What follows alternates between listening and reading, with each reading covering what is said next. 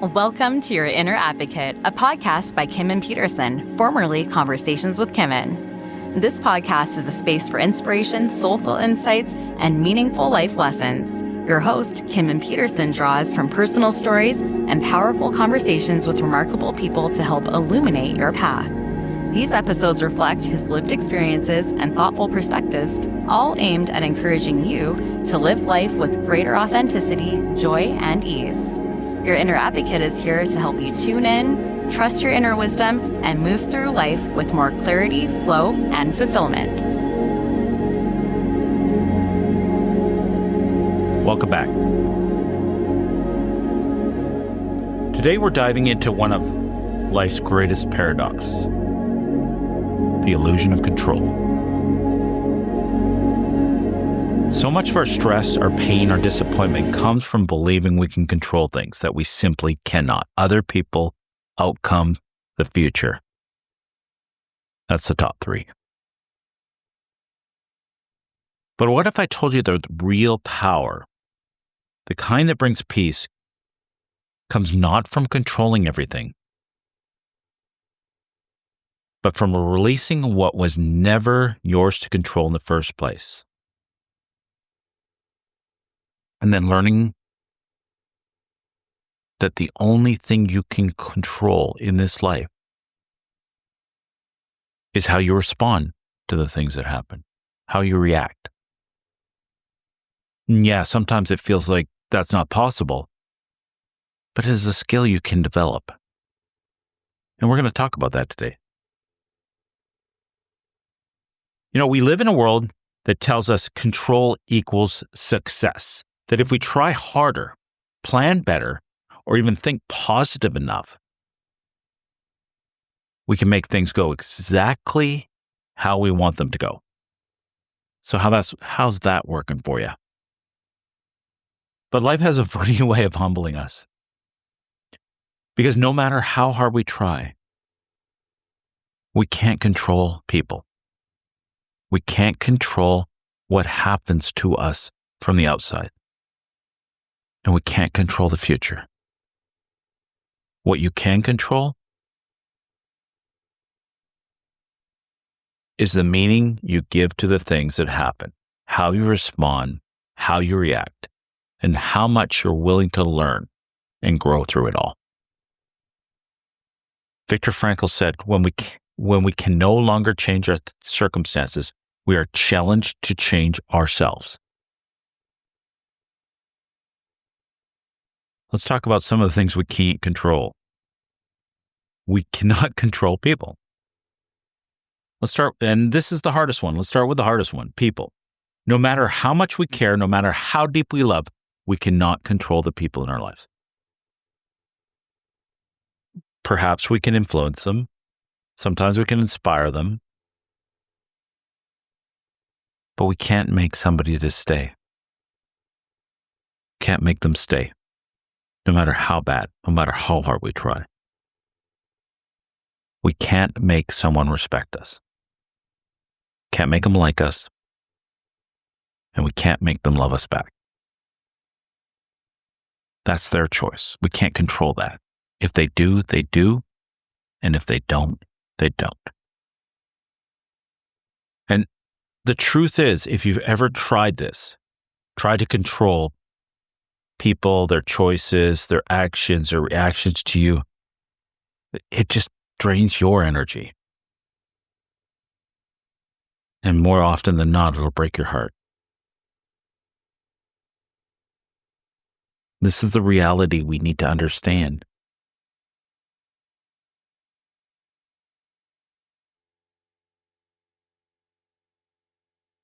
When you release that you need to control others, you create space for them to be who they are.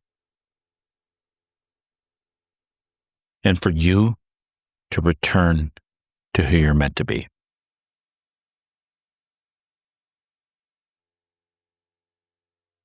Letting go means freeing yourself from the illusion that you can control others.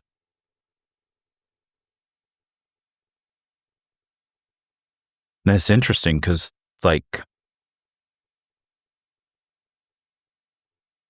I realized this from a young age that we couldn't control people. But I came from a negative, real negative place in this.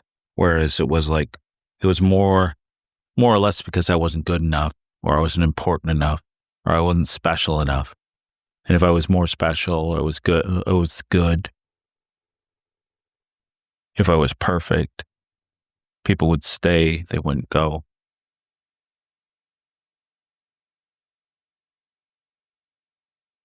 And it was very selfish and self-centered. How I live my life now is when people are stuck in a dilemma of whether or not to stick in my life, to stay in my life.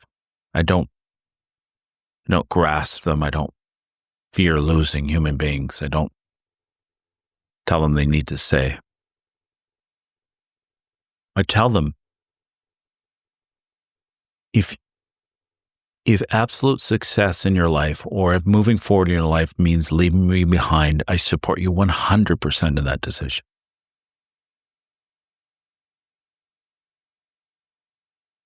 And if you do leave, it won't change the fact that I support you, I care about you, and I always believe in you.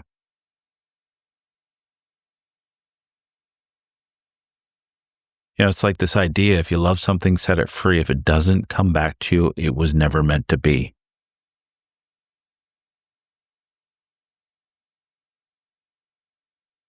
You just can't control people.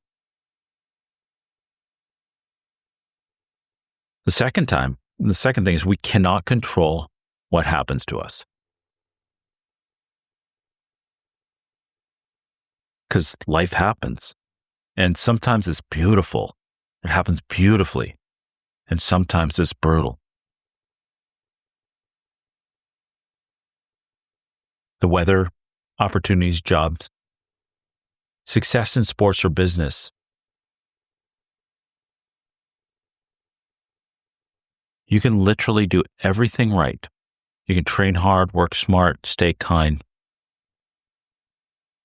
and still watch something that you desperately wanted fall apart. Something that you wanted to hold together. And it's not failure. It's just life. So think about this. Life isn't about controlling what happens. It's about learning to respond with grace, wisdom, and faith when it does. I was talking to somebody recently, and they've been going through a series of, things that weren't working out, things that weren't going the way. So it was like 3 things in a row. And then the 4th one, it worked. If you're sitting in this idea that that's just who I am, life is going to suck like that. It's almost like controlling a negative outcome. Some people get down to that. Maybe that is kind of a strategy so you don't get hurt when it does fall apart. But I honestly believe that the universe is about change, right? Like life is about change. Biology is about change. The truth of life is change. So if that's true, there's only a finite number of disappointments before the breakthrough. But that's life. There are going to be disappointments. And you can't control the fact that things are going to go wrong sometimes.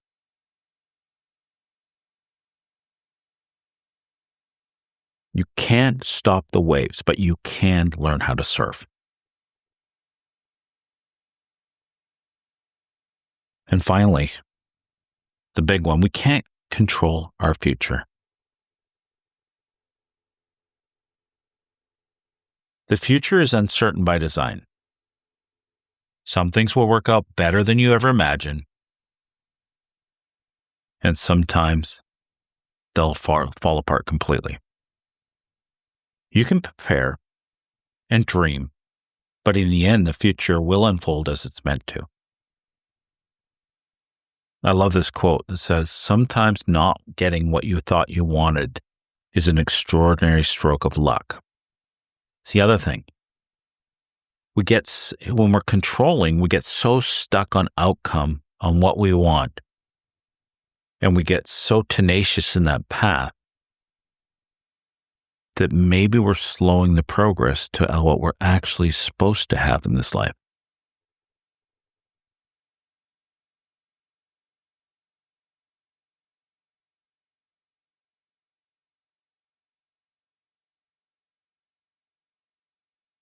This is not something to fear. It's something to trust. Because every detour, every closed door is actually guiding you to something you might not see yet. Martin Luther King said, "Faith is the first step, even when you don't see the whole staircase."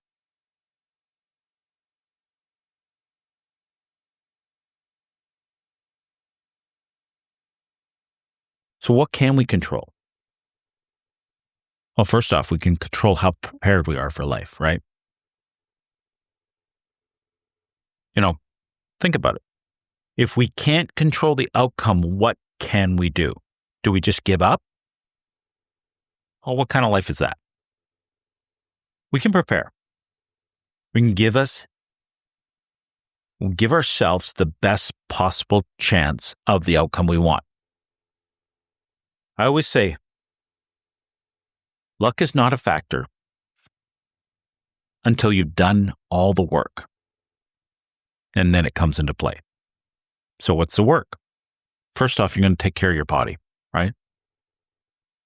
You're going to get enough sleep.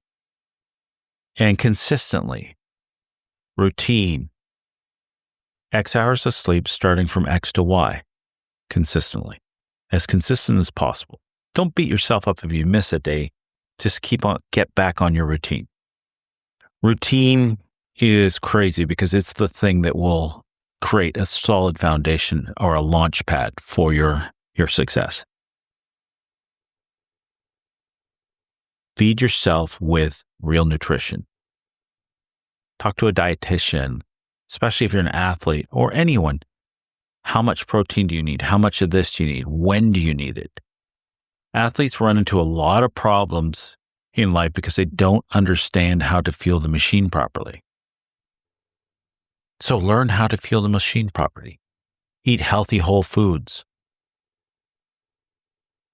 Maybe back off on alcohol if you do it at all. Move your body with intention and love. It's so okay to train hard, but don't be mean. Listen to your body when it needs rest, when it needs to back off from the hard training to cross training. If the weeks, it's almost like, what if we played our life like we lived our life by feel? So you're supposed to have a rest day, but I feel so good. I'm gonna run today, and then tomorrow I'm tired. I'm gonna take my rest day today. Or maybe I'm going to cut back a little bit here so I can have energy there. Life by feel, right? Train your strength, like lean into recovery. They used to say injury was a result of overwork, but now what they understand is the human body is so incredibly strong, resilient, and able to do amazing things that resilience and health is not about preventing overwork as much as it is from preventing under-recover. So you can do anything you want on this planet if you match your recovery with your load. If you're an athlete or someone else, you need to lean into some strength training to help with your resilience. In fact, anybody should. Leaning into, I don't know if you've ever heard this, but 90+% of the the top of the top performers, businessmen, everything in North America have one thing in common, and that's some form of exercise early in the morning. Because even though, like, I did an episode called The Math Doesn't Make Sense. And it's like getting up a little bit earlier, so like, not getting as much sleep and exerting a whole bunch of energy gives you more energy and clarity through the whole day. So lean into that. Prepare by taking care of your mind. Do the inner work. Seek mentorship, therapy, coaching, mental, emotional coaching, performance coaching. Stay connected. Keep learning. Build a community that's grounded, that will support you when things get tough. And most importantly, build a life that isn't dependent on a single outcome. Have some passion beyond your work or sport. Have something to lean into when your main thing is not going well. Because when one thing falls apart a little bit, there's something else there that will help you hold yourself up. Discipline is choosing between what you want now and what you want the most. What else can we control? We can control a response to what's happening, our reaction. This is hard. I did a meditation, and if you're interested in meditation, you ever have a chance to do Vipassana. It's a Buddhist meditation. It's all about developing equanimity. And equanimity is really interesting. They talk about most of our suffering comes from craving or aversion. So something happens, a sensation arises, we react to that sensation, and that's where your suffering comes from. So in a nutshell, it gives you a little bit of space. So something arises within you, you just watch it. If you don't react and you keep on watching, it'll fade. Controlling your reaction is where your real power lives. And it doesn't mean you're suppressing it. It just means you're learning to control. You can't control what happens, but you can always control the meaning you place on it. Because most of our upset doesn't happen from what's so. It's what we make it mean, the story we create, right? If something doesn't work out and you choose to see how you failed and you've been failing for a long time and you're never going to make it, and always happens, you can see how that's upset. Going to cause a great upset. Or you can look at, hey, listen, I didn't achieve it today, but look at all the things I've overcome and I keep on getting up. Because literally all you got to do is get up one more time, just one more time. And keep on getting up one more time until the last one more time. You can tell yourself you're unlucky, you're cursed, not enough. Or you can remind yourself that you're resilient, you're strong, you're still here fighting, pushing, and moving towards your dreams. Because the truth is, what we focus on expands. If we create a negative story, that's what expands. And that gives us our life. It's literally our stories that give us our life, not what happens. I heard this in this talk. This person was talking about this massive survey they did, and this one question really struck them. And there was two different people that answered this question in exactly the same way, right? And this is what I mean about stories, right? So the one person was the CEO of one of the biggest companies in North America. And he answered the question, what do you attribute your success or your fall in life to? And he said, my parents were alcoholics. And that gave me the drive to move forward. Another person was homeless, alcoholic. And the same question. And he said, I'm where I am because my parents were alcoholics. What happens doesn't necessarily mean anything until you put meaning on it. And then you live into that meaning.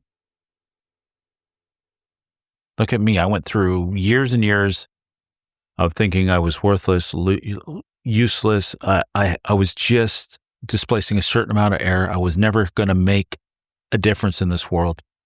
And when I flipped that script and realized that that taught me compassion and empathy and that I could express it because I understood. And when somebody comes into my space, feeling all the feels, that I'm there 100%, not in spite of what I've been through, but because. What you focus on expands. If your beliefs aren't serving you, you can't change your you can't control the circumstance. Fix your focus. Because life will be testing you, and it'll keep testing you until you learn. And your peace has nothing to do with control. It has everything to do with perspective, what you make these things mean.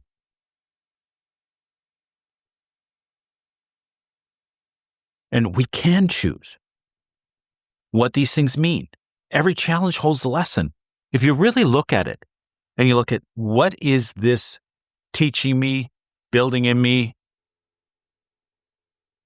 And sometimes it's a lessons that you have to change your path. And sometimes it's teaching you, the only thing it's teaching you is that you can overcome hard things. Like you get knocked down, you lay on the ground a little bit, and you get back up, and you wipe the tears, and you get going. See, every disappointment hides direction.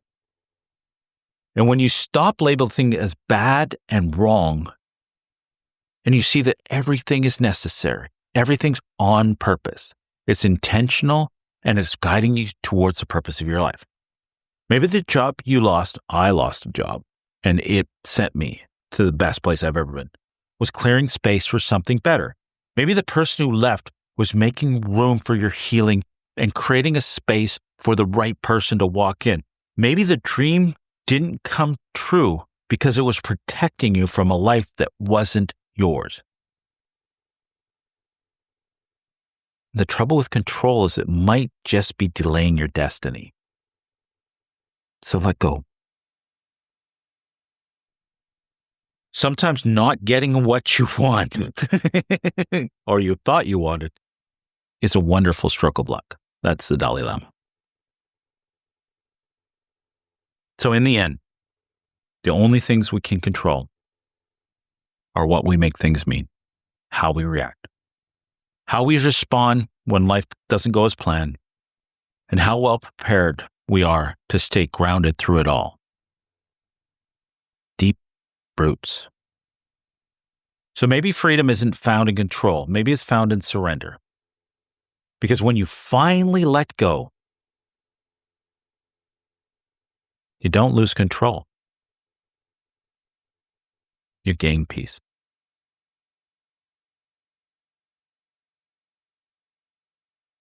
Thanks for listening. As I always say, if this really resonated with you and you know somebody who's struggling with this kind of thing, please share this with them. All I want to do is reach as many human beings as I can and make the largest impact I can on this planet before it's time for me to go. Have a great day. Thank you for listening to this episode of Your Inner Advocate, a podcast by Kimen Petersen, formerly Conversations with Kimen. If you found value in today's episode, please follow, like, and share the podcast with someone who you think may benefit from it. You can listen on Apple Podcasts, Spotify, Podbean, and connect on Instagram at your_inner_advocate. Until next time, keep listening to and developing your inner advocate.